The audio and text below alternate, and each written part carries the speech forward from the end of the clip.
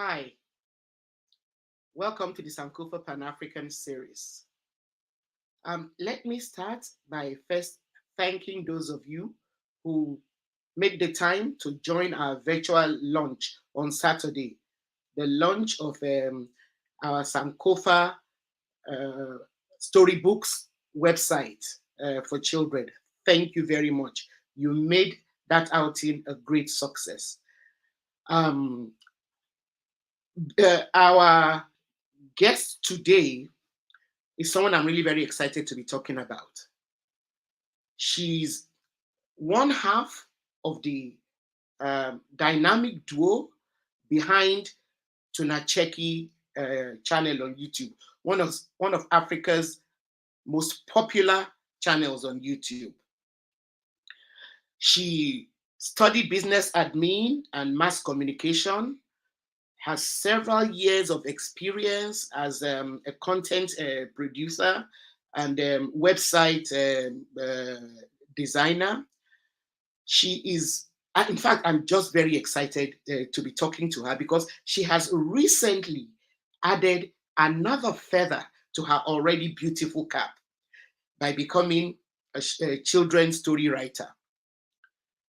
But before we meet her, have you downloaded your free copy of our children's illustrated biographies of great Africans?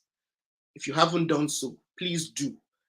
It is important that our children are told our history, our stories from a very early age in life so that they can make that difference that we expect them to make.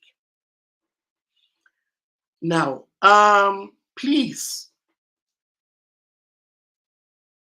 join me in welcoming Linda Omare. Hello, everybody. Thank you, Dr. Bumi, for having me. It's a pleasure. I'm just really so excited to have you here. I love what you're doing. So, Thank you. but before we go on. Let's get to know you a bit more. You know, Okay. I know that one of the reasons why I'm a writer today has to do Mhm. with my childhood. So, what Mm, kind of childhood did you have? that's an interesting question. My childhood, I'd say, really influenced my life today, as you have said. I grew up, let me say, in a big family, and I have a very interesting father who's a good storyteller.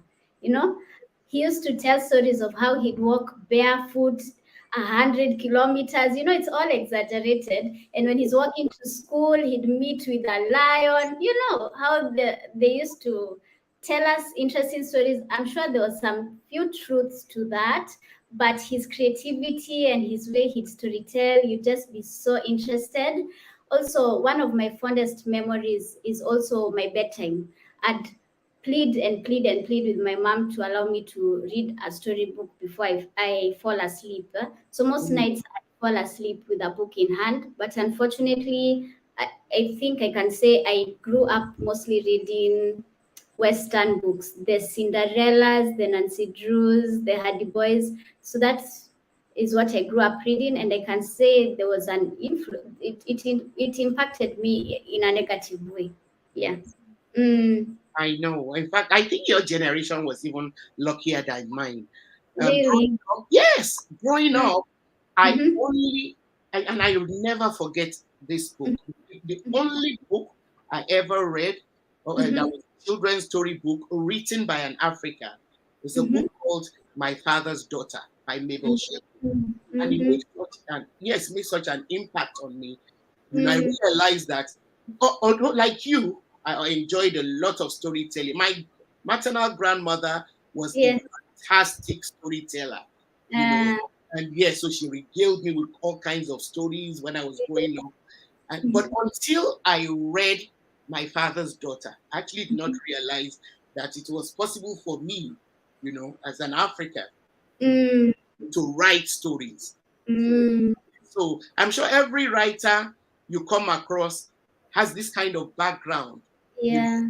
having been raised with fantastic Mm. stories growing up. It's what awakens our creativity. Yes, especially the like Africans, we just know how to tell stories. If it's your grandparents, if it's your parents, we have the art of telling stories. So just growing up, maybe when it's holidays, going to visit your grandparents and just sitting and listening to the stories, it takes you to another world. I'm sure they exaggerated their stories, but it was a beautiful thing to see. Which is why what you're doing is so important. You Thank know, you. a Mm. lot of children might not have the kind of um, um, Upbringing. childhood that we had or you Mhm. had, where your parents actually had the time to tell you stories or make Mm. up stories. It's Yeah. a grind nowadays, especially children on the continent. So Yeah, by everyone is busy. Hmm. They don't have time to sit with their parents. Or even it's hard for you to go visit your grandparents if they're still alive. Also, just to spend time with the extended family. Everyone is busy at the moment. So, yeah, we are losing that yeah, storytelling culture. And it was a great way to bond with the extended families. yeah. So Mm. that's what you're doing. Honestly, you Sorry. what you're doing is fantastic because you're bridging that gap. You're Mm. providing that, you know, those books and stories that children might not have access to at home. Now, Mm. Mm-hmm. when you actually sit down to write, you know, Mm-hmm. for children, what is the what do you aim to achieve? What's the important thing behind your mind that, oh, this is the reason why I'm writing for kids and maybe not for adults? Like why have you chosen to write for kids? Right, that's a good question. As I said, for me, I grew up with those Cinderellas and Snow White. I was even trying to think these storybooks that we read, maybe it's because our parents didn't have other alternatives, but it really affects a child, yeah? Yeah. Because you're being told about your Prince Charming who will come riding on a white horse. So that's what you expect to see. Like growing up, you as a young girl, you're just waiting for this blonde, blue-eyed prince to come and whisk you away. Well, that's not the African typical man. Like your typical man is maybe somewhere in a farm hustling to make ends meet, or even if he's working in an office. We don't have that African image to look up to. So I really wanted to do something to change that. So that's one of the reasons. I feel like as a young girl, especially, what you read when you're young really affects your life. It really influences your life. And also, in Kenya, so I'm based in Kenya. I grew up in Kenya. Our school system didn't really teach us how to, to learn about other African countries. You'd learn about what happened in Kenya with the colonization, but you don't learn about your neighboring African countries. So finally, when I got the opportunity, like for me, Chimamanda is one of my favorite authors because she took me to see the world of Nigeria and what they went through with the coups, even with her book like Africana, just learn about how Africans used to try so much to go abroad, and you think that you'll have a better life there when you are going to miss so much wealth and so much opportunities in Africa. So one of my aims in life is just to show the little boys and girls that African history and African being an African is so rich. So we have so much to look forward to. Don't look at the Western media organizations and influences and believe that their life is better. We have so much as Africans to enjoy, and we need to be firm in our identity. So it all starts as when you're a child. In fact, you just hit the nail on the head. You know, Thank you. um, books allow us to travel. You Yes. know, Mm. opens the world up for us, even if we're just in one small corner of the world. And but if the only books available for our kids are books about America, Yeah. Europe, and what have you, then like you said, Mm. you'll never get to know their continent and its wealth of culture, its rich history, the brilliant, valiant, men and women, on whose shoulders we stand on. It's fantastic, and so you preempted my next question because you told me that the main character in your book is a girl. you Yes, know, because a tiny girl. yeah, tell us a bit more about this. Yeah. um, okay, so the book is called Mawa and the Garden of Plenty. Mawa is Swahili for flower. So even if we'll give you a trailer of the book, but you'll see her. She's a tiny little girl, and if you look at me, I am a tiny little person. So for me, it was easy for me to write about that experience because it's something I've lived through. Let's say maybe when I was young, it did affect me. I felt I was different, and I'm sure there are very many children. It may not be that you're tiny, but as a child you grow up being affected and you want to fit in, you want to be like everybody else, but what makes you different is actually a positive, and we should teach our children that no, what makes them different is special. So Mawa is a very tiny girl. She had many brilliant ideas, but because of the fact that she was tiny, she would kind of suppress herself. But as we go through the book, you can see her evolving into a beautiful flower, like her name says, and she ends up saving her entire village. Oh, awesome. Mm. I'm curious to see the trailer. Yes, you can It see will the be awesome. I trailer. can't wait to get my hand on my copy of the book.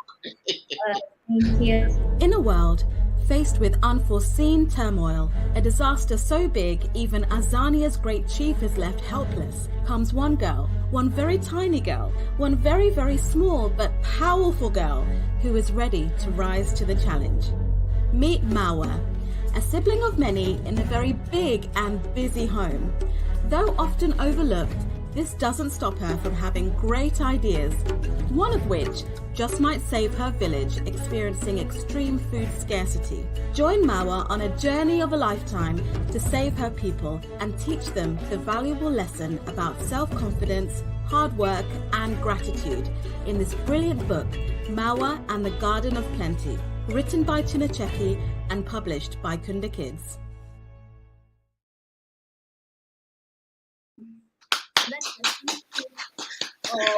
Oh, I can see this being made into, a movie for kids already. And I love. Okay, I noticed that you set it in Azania. Mm-hmm. That Azania.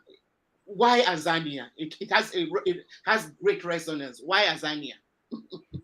Yes, so we wanted the book to be based in, it is based in Africa. We didn't really want to specify that it is based maybe in Kenya or Nigeria. Yes. And as you know, Azania was used to be what was referred to around Eastern Africa, right?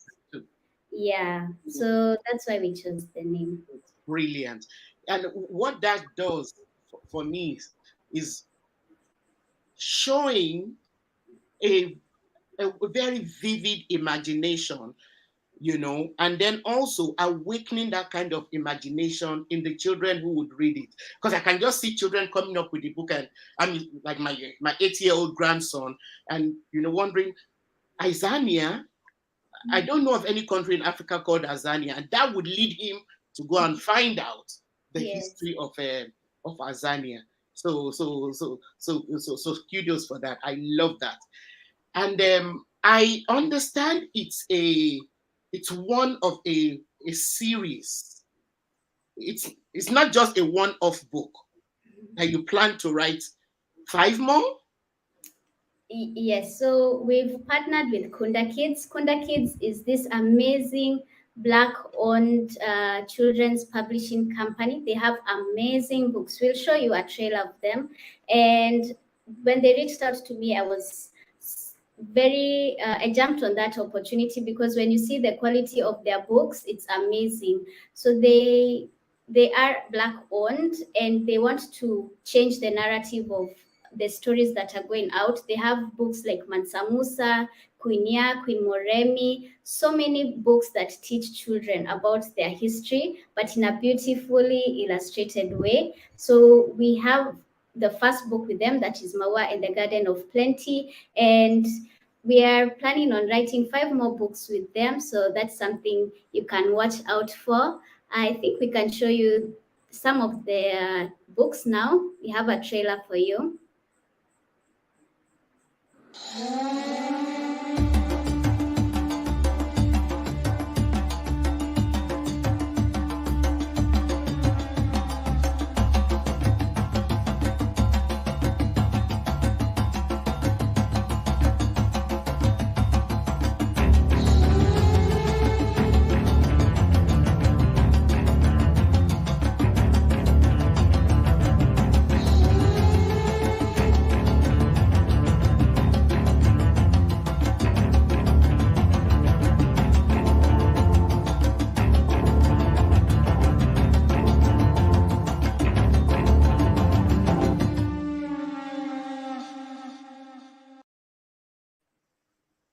Yes, so Nice. those are some of their books. I feel like they're rich in a space that has been untouched. You know, it's very unfortunate. Like I'm very embarrassed to say this, but I found out about Mansa Musa when I was above 25 years old. It was not something we thought about. Who would even ever imagine one of the richest men to have lived was from Africa? You know, when we were taught in school, we were taught maybe Africa didn't have much, but we have so much wealth, we have so much knowledge. It's just that it is not being taught to us as children. So through the books, I'm sure children of these coming generations will, their minds will be so open and they'll really do good things, do great things. In fact, he was not just one of the richest men who ever lived. He was, even by today's standards, the Was it? richest person who ever lived. You know, Mm-hmm. I also have a children's book on him, and Mm-hmm. it's the most popular of all my children's biographies. So I'm excited that our children have so many avenues to get to know, about this significant person in Africa's history, and to know Can you that imagine? Africa has not always Yeah. been poor. Can you imagine how enlightened they'll be growing up reading about Mansa Musa, about Queen Moremi? You know, as a little boy or little girl, you have somebody to look up to who looks like you, and you dream big because you're like, if Mansa Musa was the wealthiest man to have lived, I can also do great things. Yeah, So they yeah, have, yeah. yes, We're inspiring our children. We're yes. we're we're taking away, we're chiseling away at the age-old negative narratives about Africa as a place of only slavery, colonization, and poverty. We're reminding them of Africa's glorious past. And if at that time Africa could have been that glorious, there's nothing stopping us from, you know, from a Yes.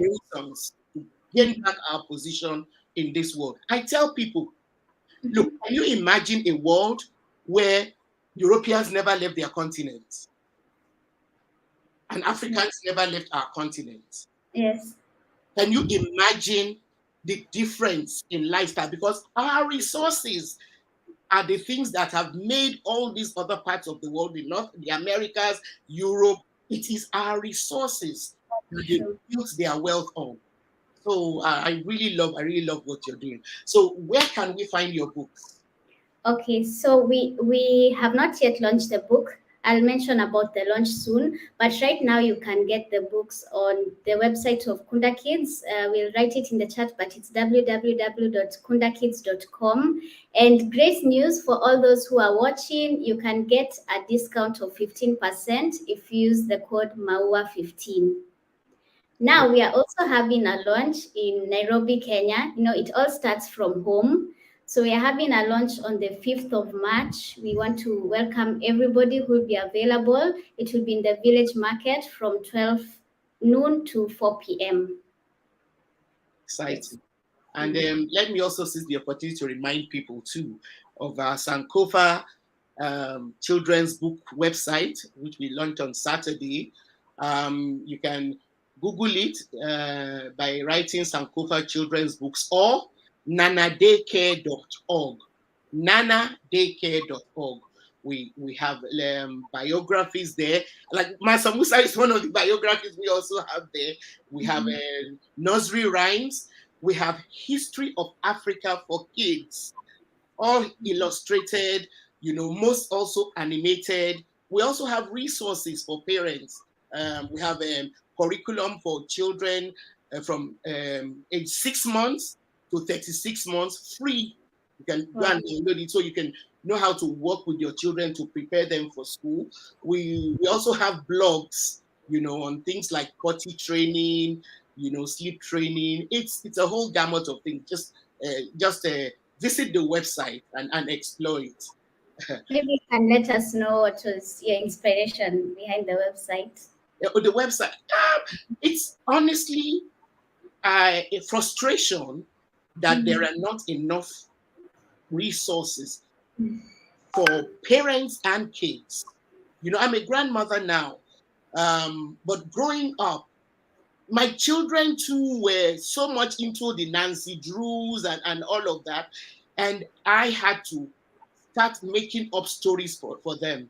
And when I started making up stories for them, one of them just grew and grew and grew and became, enough to make a book. That's how I started writing for kids. But the website in particular, it's because I'm worried that in terms of access to our history, and knowing about our legends, people who have done great things, who are of African descent or from Africa, there's very, very little out there.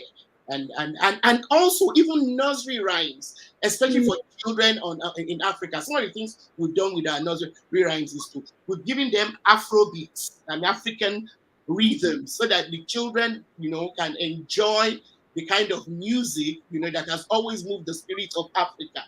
So it's a lot of things behind it, but it's one that gives me a lot of satisfaction, and that's why I'm always excited, when I find people like you who have the same kind of a mindset. The more of us, that are out there telling our stories, the better the future is for our children. So, are you prepared to share some of your oncoming titles? Maybe not so much the stories, or some of the titles that we can look out for in future. That one is a top secret. Okay. Yes. But I really urge people to check out the kundakids.com. Their stories are well illustrated, very beautiful, and they took it upon themselves, just as you, Dr. Bunmi, to change the narrative, to take back our own stories. I mean, how can you be an African child thinking of Snow White and the seven dwarfs? Like, that is not, it's not even in our environment. It's not something that we should be influenced by. So take the time, check out their website. We have the discount 15% for Mawa. They have great things in store for you. I think even as an adult, you can just grab a copy and read it for yourself.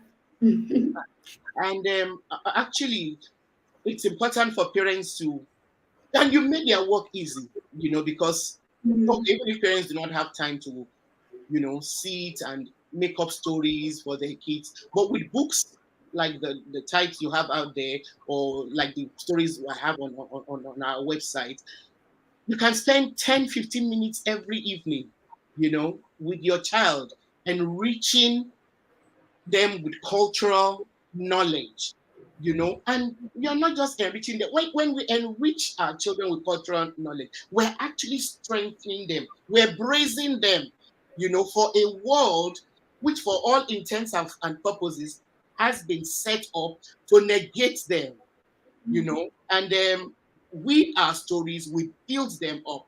And this is not even something I'm making up. Yesterday, because I was having Black history lessons with one of my grandkids, and we were reading about I think yesterday we were reading about Angela Davis, and after listening, he goes, "Nana, when I grow up, is somebody going to write a book about me too?" And I, Wow. yes, if you excel at whatever you do, someone will write a book about you or write a story about you. So these things are really, they are essential parts of growing up. We just didn't appreciate them because, like you said, your parents made up the stories, my grandparents made up the stories. We didn't realize how crucial it Yeah. was in us turning out to be the kind of adults that we are. I can assure you that a child who is told stories about Africa or African stories will not grow up to be a child who is laid back, or who accepts racism without standing up, to confront it. So That's well done. Congratulations once again, Linda. And Thank you. we hope to be seeing more from your pen. And then we would love to, have you here again when your next book is out. Thank you. Thank you very much. So thank you for being a part of the Sankofa Pan-African series. Please subscribe if you haven't. Support us through Patreon or by buying me coffee. And don't forget to download your free copies of our children's books and explore our website. There are lots of resources there, not just for the kids, but for parents. See you next time. Thank you to Nacheki and for honoring us by being a part of a Sankofa Pan-African series today. Bye.